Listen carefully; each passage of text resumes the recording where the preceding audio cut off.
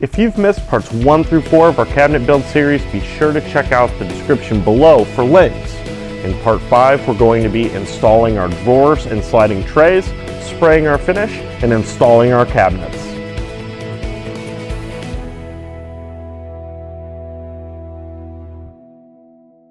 Now that we have all of our trays and drawer boxes built, it's time to hang them in the cabinet. To do this, we're using full extension drawer slides, and there's a lot of different hardware and different methods that you can use to hang your drawer slides in your cabinet.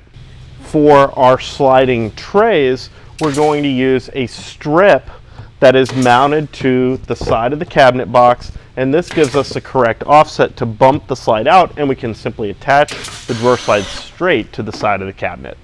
We're using a back mounted bracket for our upper drawers. This allows us to fasten a bracket at the back of the cabinet box and then the front of the drawer slide to the face frame so we get a nice closing drawer. To install the center drawer slides for my 2 drawers, it's a little bit trickier than the sides because I don't have a side of a cabinet to reference off of, so I need to get the drawer slide straight both right to left and up and down. To help with this, I'm using a pair of the Kreg drawer slide jigs. They actually clamp to the face frame with the same clamp that I use with my Kreg jig, and they give me a support to hold my drawer slide, keep it square vertically, and allow me to make my adjustments, get my mounting hardware mounted to my face frame or to my bracket for my drawer slide, and give me the ability to get my drawer slide exactly where I need it, so I'll have a seamless install. Once the drawer slides are mounted to the cabinet box, the drawer slide jigs can be reversed to support the drawer box while it's attached to the slides, ensuring perfect alignment.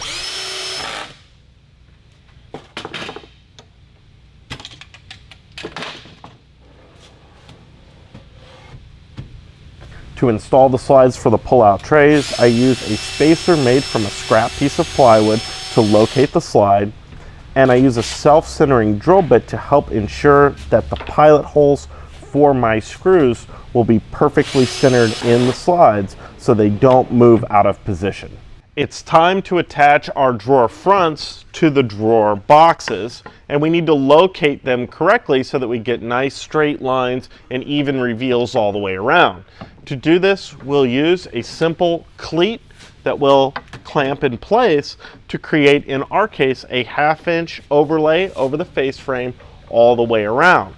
This gives us a place to rest our drawer front to locate it vertically, and we'll make a couple of simple marks with a pencil on either side to locate the drawer front horizontally. Once we have everything laid out, we can apply some double-sided tape to the front of our drawer box, position our drawer front, and give it a little press to activate the double-sided tape. Then we can remove the drawer box from the cabinet and use a couple of screws to install the drawer front. To finish our cabinets, we chose General Finishes high-performance water-based satin top coat. Because the water-based clear does not impart any color to the natural wood, we tinted the finish with some General Finishes dye stain, choosing a light brown color. Tinting the finish adds color and helps even out the natural color variations in the individual pieces of wood our cabinets are made from. To apply our finish, we chose the Earlex 5500 spray station and a 1mm needle and tip. When spraying the General Finishes high performance, we found that full wet coats laid out very nicely and gave us a nice smooth finish without too much issues with runs or sags. We ended up spraying 3 coats of finish on our cabinet boxes and 4 coats on all of our hardwood pieces. We scuff sanded with 600 grit paper between our final 2 coats to give us a nice smooth finished result. Now that all of our cabinets are built and fully assembled, it's time to do our install. We've done some prep work to our wall, including giving it a fresh coat of paint, and we've also gone ahead and marked the location of all of our studs and installed a ledger strip. This is just a piece of 2x4 that we've attached to the wall at the correct height for our cabinet box to sit on top of it. And we've taken some blue painter's tape and marked the location of all the studs so that it'll make it very easy to hit those studs when we put our screws into our cabinet box to secure them to the wall. We've also marked the location of our studs at the very top, so hopefully we can see them from above when we're putting those screws in at the top of the cabinet as well. I've already installed my cabinet doors to check proper fit and function, but I'm going to remove them before I hang the boxes on the wall. Once I have the boxes hung, I'll go ahead and reinstall the cabinet doors. An extra set of hands is very helpful when installing the upper cabinet boxes to be sure when installing the screws that you not only hit the studs in the wall, but also the braces at the top and bottom of the back of the cabinet.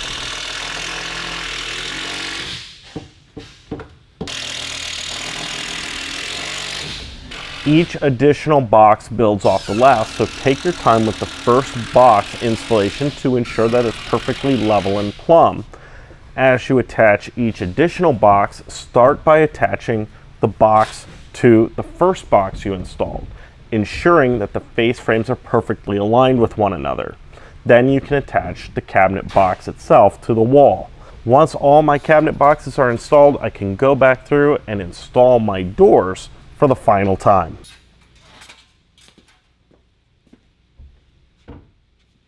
The first step in installing the base cabinets is actually to install the toe kicks, connect them together, and take extra time to ensure that they're perfectly level, shimming where necessary. Installing the lower cabinet boxes is a very similar process to installing the upper cabinet boxes. First, I attach them to the wall and then to the toe kick itself. As I add additional boxes, I do the same process of screwing one box to the next, ensuring that the face frames are perfectly aligned, and then attaching them to the wall and to the toe kick.